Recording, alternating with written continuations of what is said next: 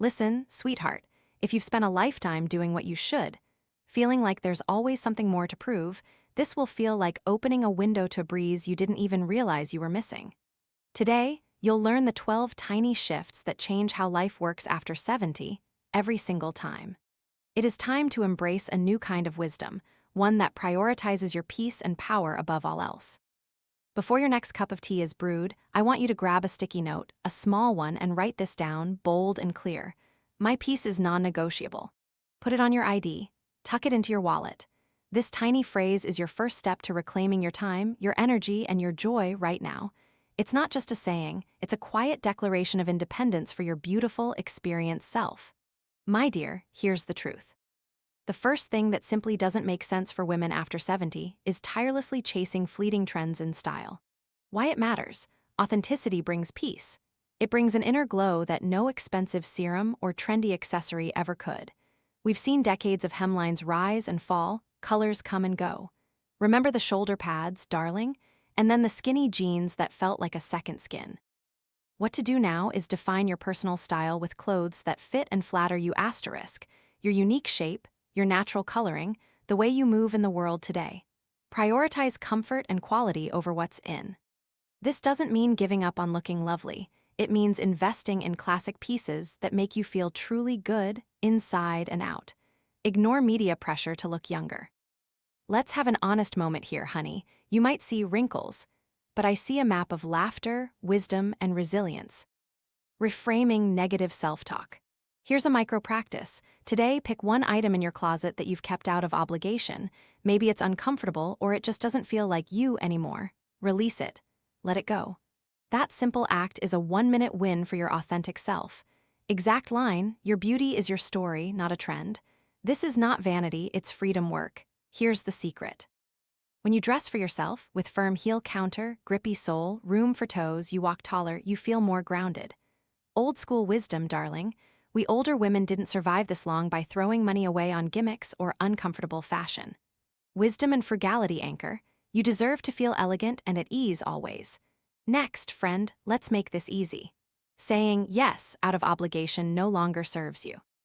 Why it matters: your energy is precious, a finite resource that needs to be guarded like gold. How many times have you found yourself saying yes to something you dreaded the moment the words left your lips? Oh, it's fine, I'll manage. Stop it, darling. Own your glow. Relatable challenge and empowering command. What to do? Evaluate every request against your inner peace. Before you speak, take a silent breath and ask yourself, does this nourish me or diminish me? Offer clear, smaller alternatives if you truly feel generous, like, I can't attend the whole meeting, but I can send notes on point A, or I can't drive you across town, but I can drop you at the bus stop. Protect your quiet time as if it were gold, because it is. This quiet time helps lower your cortisol levels, the stress hormone, allowing your body to truly rest and repair. I had a friend, Agnes. For years, she volunteered for everything at her church: baked sales, flower arrangements, the annual rummage sale. She was exhausted, perpetually running on fumes. One day, her doctor told her her blood pressure was dangerously high. That was her wake-up call. She started saying no to the big commitments and offering small, specific yesies instead. I can't do that, but I can offer to sort the donations for 1 hour next Tuesday. Illustrative anecdote. Her blood pressure improved, and she actually started enjoying her church community again because she wasn't resentful. Exact line: I can't do that, but I can offer a small, clear yes.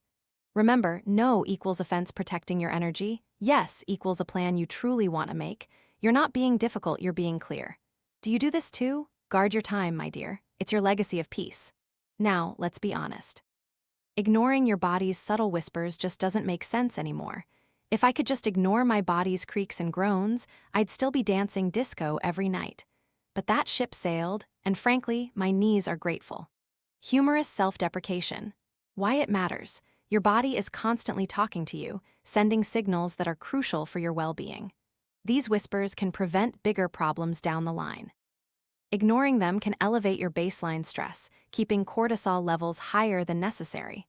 What to do? Keep a small journal of new aches, pains, or changes in your routine or balance. It doesn't have to be fancy, a few bullet points each week. Discuss these openly and often with your doctor, even if they seem minor. Trust your intuition about your health. You know your body better than anyone. Here's an English micro move for clinic visits. I'll be brief, my top concern today is new unsteadiness. What are my options and when do we follow up? Be specific. Red flags are not to be ignored. New severe headache, chest pain, one-side weakness. These mean asterisk now asterisk, not later. Don't delay. Aging is not a plan, it's a process. This is new for me, what else could cause it?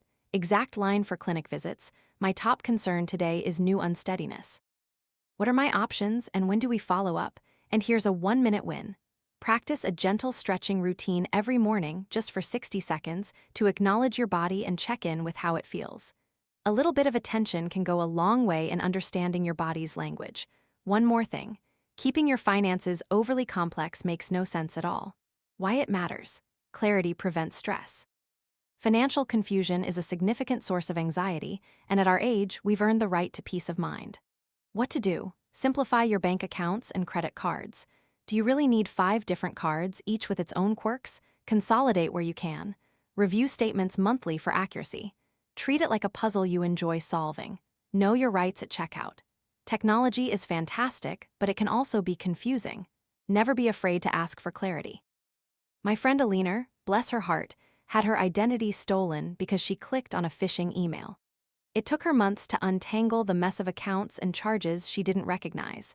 That's why simplification is key. She now has one main checking, one savings, and one credit card for most purchases. She uses a wallet card to track key passwords and login information for her banking apps. Illustrative anecdote, brand anchor. Exact line at money checkout, say the total, I tap once. If it fails, void before a second. Always ask, show me please. Calm power formulation, slow is cheap. Rushed is expensive. English micro move, plans on paper survive parking lots. Red flags, duplicate charge and no void, lock card and dispute in the app immediately. Don't let confusion steal your peace or your money. A simple review of your bank statements once a month is a powerful 1-minute win that can save you a world of trouble. Another thing that truly doesn't make sense is wearing unsupportive or uncomfortable shoes. Why it matters. Balance is independence. Falls are a leading cause of injury for women after 70, and so often, a simple change in footwear can make a monumental difference. If you're teetering, your brain is constantly working overtime to keep you upright, which is exhausting and diverts mental energy from other things. What to do? Practice the shoe test. Can you bend the sole easily in the middle? If so, it lacks support. Choose firm heel counter, grippy sole, room for toes. This isn't about style, it's about stability. If walking is too much, do 10 heel raises at the sink. This micro practice strengthens your calf muscles, which are crucial for balance, and it's a light action alternative that still builds muscle armor. I remember my neighbor, Mrs. Henderson. She loved her beautiful, soft slippers, but they had no support and a slick sole. Last spring, she slipped on a loose rug in her own home and broke her wrist. A painful, life-changing fall. She now has sturdy, supportive house shoes, and she practices her heel raises at the sink every morning. Her almost falls stopped. One change, big piece. Illustrative anecdote, brand anchor. Exact line, muscle is armor, 10 sit-to-stands teach hips to catch you. Your shoe test is crucial for a nightlight path, keeping you steady. Do this next, inspect all your indoor shoes today. Are they truly supporting your independence? Listen, sweetheart, allowing loneliness to creep in is another one we must address. Why it matters. Loneliness harms health, both physically and emotionally. Chronic loneliness can raise your cortisol levels, increase inflammation, and has been linked to a higher risk of heart disease and dementia. It's a silent stressor that we can actively combat. What to do? Schedule regular calls or visits with loved ones. Make it a non-negotiable appointment in your calendar. Join local groups or online communities that spark joy, whether it's a book club, a walking group, or an online forum for a hobby you love. Be truly present in your conversations, asking questions and listening actively. This isn't just small talk, it's soul food. My friend Clara felt increasingly isolated after her husband passed. Her children lived far away, and she found herself sitting alone for hours. She finally decided to join a local gardening club, something she'd always loved. At first, it was hard, but soon she was sharing tips, laughing over stubborn weeds, and having coffee with new friends. Her whole house started to smell like she'd been baking cookies for her grandkids, even if she hadn't lifted a finger, just from the renewed spirit she brought home. Aspirational vignette with sensory details. Exact line for boundaries, no rush. Let's do this at a pace that feels safe. Last spring, Betty slipped on a loose rug. We fired the rug, added a nightlight path, and her almost falls stopped. One change, big peace. Here's the secret. Social connection feeds your soul, keeping your balance strong and your mind sharp. A 1-minute win, reach out to one person today just to say hello. Now, let's be honest. Clinging to old resentments or grudges simply doesn't make sense for us anymore. Why it matters? It releases emotional burdens that you've carried far too long. Holding onto anger or hurt doesn't punish the other person, it only punishes you. It's like drinking poison and expecting the other person to get sick. What to do? Acknowledge the hurt you felt, allowing yourself to feel it without judgment. Then, consciously choose to practice forgiveness for your peace. Forgiveness doesn't mean condoning the act, it means freeing yourself from the emotional chains of the past. Focus on gratitude for what is good in your life right now. I had an aunt who carried a grudge against her sister for something that happened 50 years ago. She replayed it over and over, and it literally made her ill. Her blood pressure was always high, she struggled with sleep. Finally, after a serious health scare, she decided she was tired of being angry. She didn't forget, but she chose to let go of the bitterness. It was like a weight lifted. She told me, "My peace is more important than being right." Illustrative anecdote, exact line. When those thoughts creep in, try this. In for 4, hold out for 6.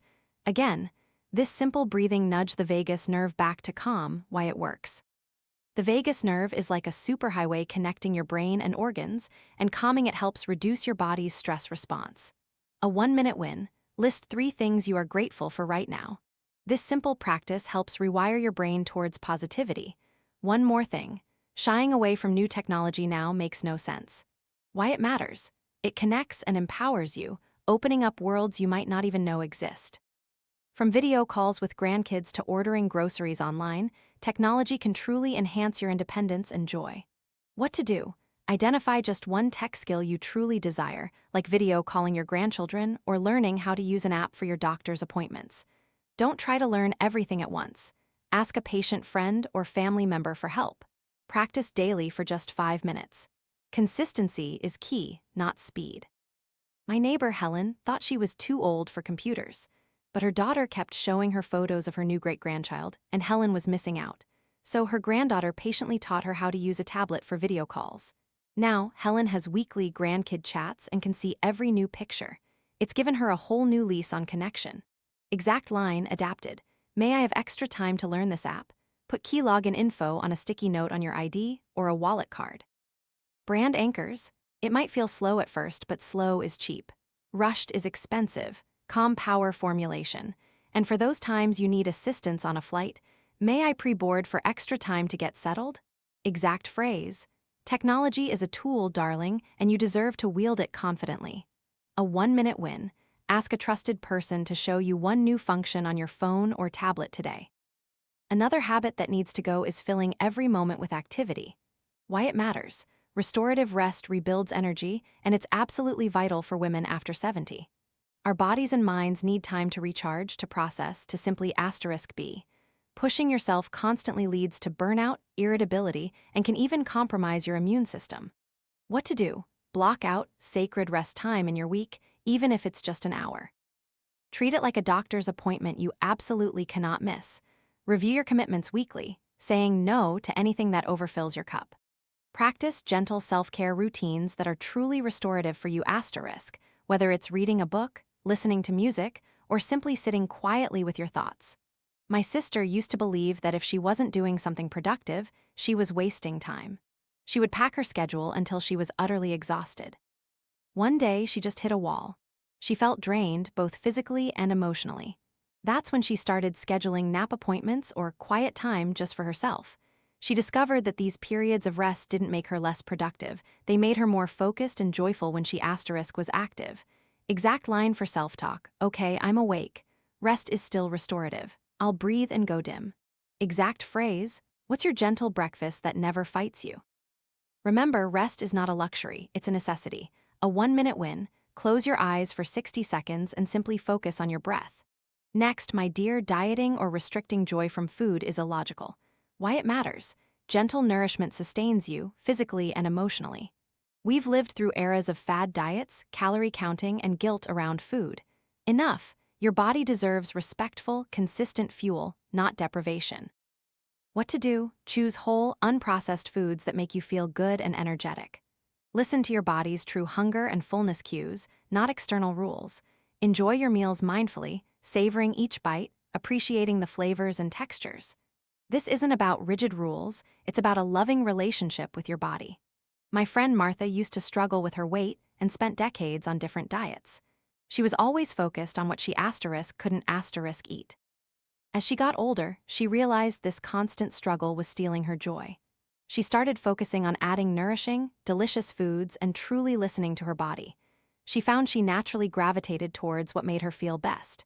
She began to enjoy cooking again and found that comfort is chemistry, not luck. Illustrative anecdote, exact line: "This is not vanity, it's freedom work. Remember, you deserve to eat without guilt." A 1-minute win: truly savor your next sip of tea or bite of a fruit.